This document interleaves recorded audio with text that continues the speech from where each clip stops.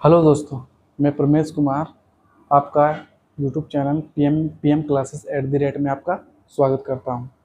आज मैं आपको ब्लड सर्कुलेटरी सिस्टम के बारे में कुछ बताना चाहूँगा। इस तरह का जो टॉपिक है वो मैं बताना चाहूँगा कि क्या आज मैं पढ़ाना चाहता हूँ। सबसे पहली कि ब्लड एंड सर्कुलेटरी सिस्टम है क्या। देखो, ब्लड एक तरह का क्या है, संयोजी ऊतक है। क्या है? संयोजी ऊतक है ना। ये एक तरह का बहता हुआ पदार्थ है जो हमारे बॉडी में बहती है, और ये हमारे बॉडी के हर ऑर्गन तक पहुंचाने का जो काम करती है वो ब्लड वेसल्स का करती है। क्या करती है? ब्लड वेसल्स करती है। कौन करती है? Blood vessels. एक तरह का, देखो, ब्लड जो होता है ना, एक तरह का संयोजी ऊतक होती है। क्या होती है? Connective tissue. ब्लड क्या है? एक तरह का कनेक्टिव टिश्यू है। क्या है? Connective tissue. ब्लड एक तरह का कनेक्टिव टिश्यू है। यार, ब्लड जो होती है ना वो एक बेसिक नेचर की होती है। कैसी होती है? बेसिक नेचर, यानी कि क्षारीय प्रवृत्ति की होती है। इसकी जो पीएच वैल्यू होती है ना वो 7.4 होती है। कितनी होती है? 7.4 होती है। हमारे ह्यूमन बॉडी में करीब 5 से 6 लीटर ब्लड पाई जाती है। हमारे बॉडी में कितनी पाई जाती है? 5 से 6 लीटर ब्लड पाई जाती है। रक्त वाहिका यही है, यही वो एक ट्रांसपोर्टेशन है जो हमारे ब्लड को हर ऑर्गन तक पहुंचाने का काम करती है। कौन? Blood vessels. ठीक है। अगला है क्या है? ब्लड जो होती है, ब्लड दो प्रकार की होती है, एक प्लाज्मा और एक संगठित कोशिकाएं, जिसे हम फॉर्म सेल्स बोलते हैं। देखो, प्लाज्मा जो होती है ना, प्लाज्मा जो द्रव अवस्था में होती है तो ये 55% होती है, जबकि संगठित कोशिकाएं जिसे हम फॉर्म सेल बोलते हैं वो 45% होती है। अब देखते हैं प्लाज्मा के बारे में। प्लाज्मा जो होती है ना, प्लाज्मा में आपका एक लिक्विड वाटर जो होती है वो 90 से 92% होती है। इसमें सॉल्ट भी पाया जाता है। इसमें ग्लूकोज यानी शर्करा भी पाई जाती है ना। प्रोटीन, प्रोटीन 3 टाइप का होता है, एक एल्बुमिन, एक फिब्रिनोजन, एक ग्लोबुलिन। ठीक है, ये 3 का होता है। और इसी में आपको बताना चाहूँगा, जो संगठित कोशिकाएं जिसे फॉर्म सेल बोलते हैं वो 45% होते हैं, क्योंकि 55% तो इधर हो गया प्लाज्मा। संगठित कोशिकाएं जिसे फॉर्म सेल बोलते हैं वो टोटल कितनी है? 45%। अब हम सीरम के बारे में पढ़ते हैं। सीरम क्या है? सीरम जो होती है वो प्लाज्मा में से अगर हम फिब्रिनोजन को अगर हटा दिया जाए तो वो सीरम बनता है, उसको सीरम बोलते हैं। ठीक है। संगठित कोशिकाएं यानी फॉर्म सेल जो होती है ना, फॉर्म सेल, याद रखना कि फॉर्म सेल यानी कि संगठित कोशिकाएं जो बनती है वो बड़ी हड्डियों में बनता है। कहाँ बनती है? बड़ी हड्डियों में।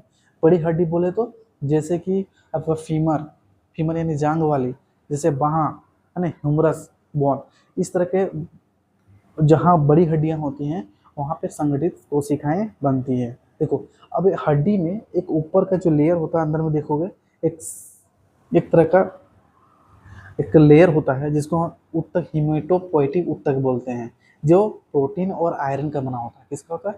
देखो, सेल जब हड्डी को देखोगे ना तो ऊपर में एक व्हाइट कलर की जो रहती है वो हीमेटोपोएटिक ऊतक होती है, जो जो बनी होती है किसकी? आयरन और प्रोटीन की बनी होती है। देखो, आरबीसी यानी कि रक्ताणु जिसको बोलते हैं, आरबीसी रेड ब्लड कार्पस्कल्स या फिर रेड ब्लड सेल्स बोल सकते हैं। हिंदी में लाल रुधिर कणिका ही बोल सकते हैं, जिसको हम आरबीसी को एरिथ्रोसाइड भी बोला जाता है। क्या बोला जाता है? एरिथ्रोसाइड भी बोला जाता है। ठीक है। तो इस तरह का क्वेश्चंस को आप बार बार रिपीट कीजिए तो आपको समझ में आएगा। अब यहाँ पे एक होता है वाइट ब्लड सेल, जिसको हम आरबीसी डब्ल्यूबीसी बोलते हैं। इसको वाइट ब्लड कार्पस्कल्स बोलते हैं। इसको हम लिकोसाइड भी, लिम्फोसाइड भी बोलते हैं। ठीक है। इसको लिकोसाइड भी बोलते हैं। क्या बोलते हैं? लिकोसाइड भी बोला जाता है। इसमें तीसरा है प्लेटलेट्स और थ्रोम्बिन। प्लेटलेट्स और क्या है? थ्रोम्बिन के। आरबीसी जो होती है ना, आरबीसी के अंदर रक्ताणु जो होते हैं 4.5 से 5.5 mm पर mm-Q होती है। और आरबीसी का जो जीवन काल होती है ना भाई, आरबीसी का जीवन काल जो होती है 120 दिन का होता है। कितना? 120 दिन। अगर इससे ज़्यादा हो गया तो वो ब्लड अब किसी काम का नहीं है। ठीक है, किसी काम का नहीं, वो ब्लड किसी भी काम का नहीं है। देखो, प्लीहा जिसको हम हिंदी में प्लीहा और इंग्लिश में हम स्प्लीन बोलते हैं। ये आरबीसी का कब्र कहाँ का है? ग्रेविया। जब वो मर जाती है तो इसी स्प्लीन में जाके वो जमा रहती है ना। तो इस तरह के क्वेश्चन को आप कर सकते। ट्रांसपोर्टेशन, WBC देखो आरबीसी क्या है, एक तरह ट्रांसपोर्टेशन का काम करती है। किसका किसका? फूड का भी करती है और आपका ये ऑक्सीजन का भी करती है। तो इस तरह का एक ट्रांसपोर्टेशन का काम करती है ना। अगला है कि लाल रंग जो होता है वो किसके कारण होता है? अब ये बताओ कि लाल रंग जो होता है ना, ब्लड का लाल रंग किसके कारण होता है?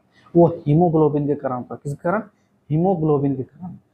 ब्लड का जो लाल रंग होता है वो हीमोग्लोबिन के कारण होता है।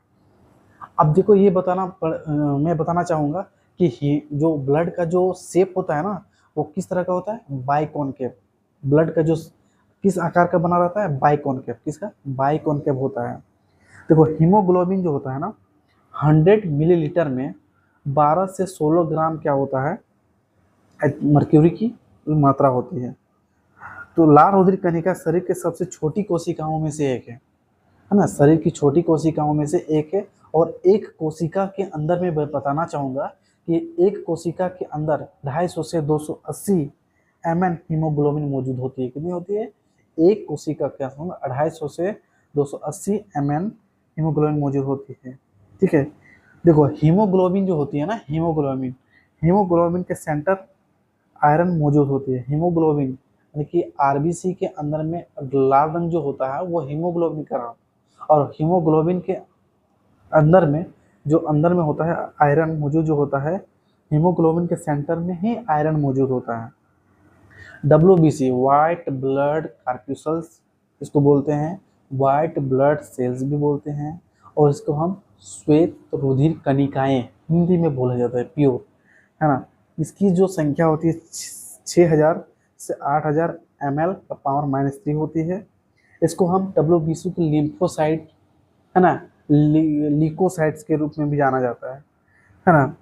तो ये जो होता है ना WBC, ये वाइट ब्लड सेल जो होती है एक तरह का फॉरेन एजेंट, यानी कि जितने भी रोगाणु बाहर से एंटर करते हैं ना हमारे बॉडी में, उससे बचाने का काम वाइट ब्लड सेल्स यानी कार्प्यूसल्स करती है। एक तरह का सोल्जर का काम करती है। ठीक है। कोई भी बैक्टीरिया, कोई भी वायरस हमारे बॉडी के अंदर जैसे एंटर करेगी ना, वो बचाने का काम करती है। कौन? वाइट ब्लड कार्प्यूसल्स या वाइट ब्लड सेल्स एंटीबॉडी की तरह काम करती है, यानी प्रतिरक्षी के रूप में काम करती है, सोल्जर ऑफ द बॉडी। तो इसी तरह हम जानते हैं एंटीबॉडी की तरह काम करती है कौन? ये आपका WBC, ये सोल्जर ऑफ द बॉडी बोल रहा है। प्लेटलेट्स क्या होती है? इसमें 1.5 से 3.5 लाख छोटा ये प्लेटलेट्स पर नंबर ऑफ प्लेटलेट्स। देखो प्लेटलेट्स के बारे में बताना। जब हमें डेंगू हो जाती है ना, तो डेंगू में क्या होता है, हमारे ब्लड के अंदर में जो प्लेटलेट्स होती है उसकी नंबर ऑफ सेल जो होता है कम हो जाती है। नंबर कम होने की वजह से क्या होती है कि हमारे बॉडी अजीब तरह का बिहेवियर करने लगती है। तो अगर आपका अंदर 30,000 तक अगर आ जाए, 1.5 से 3 लाख प्लेटलेट्स हमारे बॉडी में होता है, ये सही है।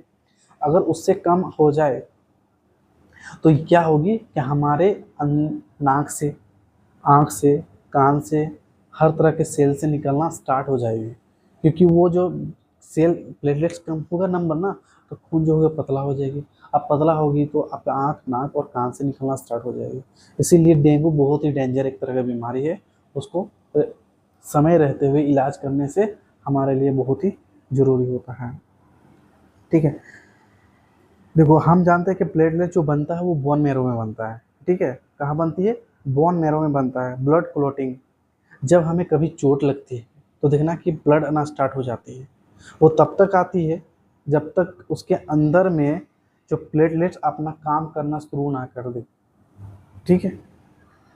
इसके पास एक तरह का आर्मी होता है, प्लेटलेट्स के तरह आर्मी होता है, जब तक वो एक्टिवेट नहीं होते, जैसे कि थ्रोम्बिन और प्रोथ्रोम्बिन। तो इस तरह का जो सोल्जर होती है उसके पास, प्लेटलेट्स के पास थ्रोम्बिन और प्रोथ्रोम्बिन।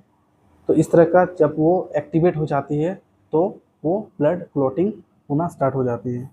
अब हमारे पास आ गया है कुछ अगला इसमें एंटीबॉडी, एंटीजन। देखो एंटीजन जनरेटर की तरह काम करती है। जैसे आरबीसी एंटीजन एंटीबॉडी। आपके अगर बताना चाहूँगा कि अगर ब्लड ग्रुप ए है आपके पास तो एंटीजन ए होगा और एंटीबॉडी बी होगा स्मॉल में।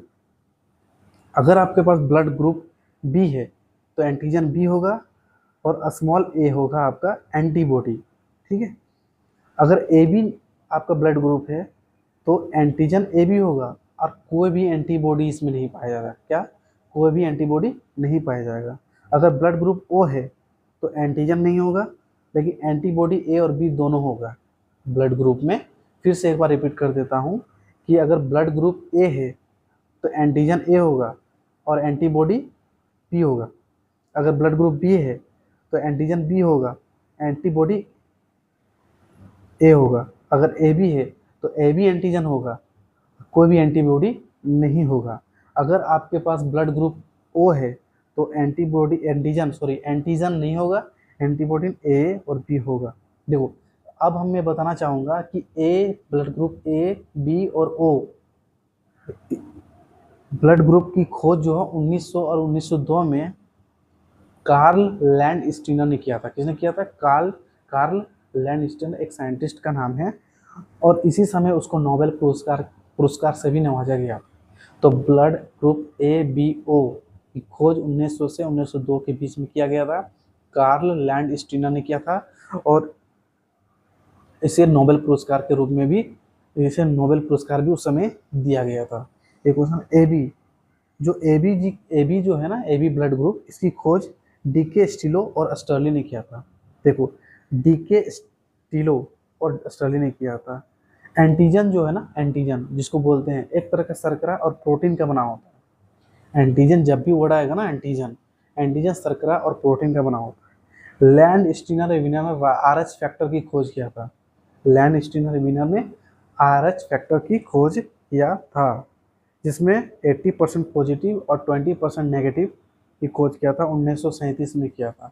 एक क्या था? मंकी का नाम रेसस मंकी के में सबसे पहले इस चीज़ को खोज किया था उन्होंने, यानी कि प्रैक्टिकल किया था रेसस मंकी में और पाया गया था। ब्लड में बहुत तरह का होता है और भी बहुत तरह का होता है। एंटीजन्स, एंटीबॉडी, RH फैक्टर अलग अलग होता है। उस हिसाब से उसको डोनेट किया जाता है मरीज के अंदर में। ठीक है, अब यहाँ पे बताना चाहूँगा कौन सा ब्लड कितनी परसेंटेज में पाया जाता है ऑल ओवर जितने वर्ल्ड में। जैसे ओ पॉजिटिव में बताना चाहूँगा 38%। कितनी है? 38%। O negative 6%, B positive 9%, AB positive 3% और ए पॉजिटिव 34% और A negative 7% and B negative 4%। तो ये ब्लड एंड सर्कुलेटरी सिस्टम का जो चैप्टर था यहाँ समाप्त हुई। अब आगे जो चैप्टर मैं बताऊंगा वो आपका नेक्स्ट वीडियो में जो चैप्टर बताऊंगा मैं बताऊंगा कि क्या कौन सा चैप्टर बताने वाला हूँ। अभी के लिए मैं यही वीडियो समाप्त करता हूँ। अगर ये वीडियो आपको अच्छा लगे तो लाइक, सब्सक्राइब, शेयर जरूर कीजिएगा और आप ये वीडियो को 1 से 2 से 3 बार देखिए। आपको समझ में आ जाएगा कि ब्लड सर्कुलेटरी सिस्टम में एक्चुअली है क्या। मैं वही चीज़ इसमें इंक्लूड किया हूँ जो आपके लिए ज़रूरी है। बाकी जो मॉडरेट उससे हाई लेवल का क्वेश्चन आएगा वो मैं आपको बता दिया जाऊँगा, लेकिन ये क्वेश्चन आपको आना ज़रूरी है क्योंकि हर एग्ज़ाम्स में इस क्वेश्चन को पूछता है। तो थैंक यू। आप इस वीडियो को लाइक, शेयर और सब्सक्राइब जरूर कीजिएगा। जय हिंद, जय भारत। Thank you.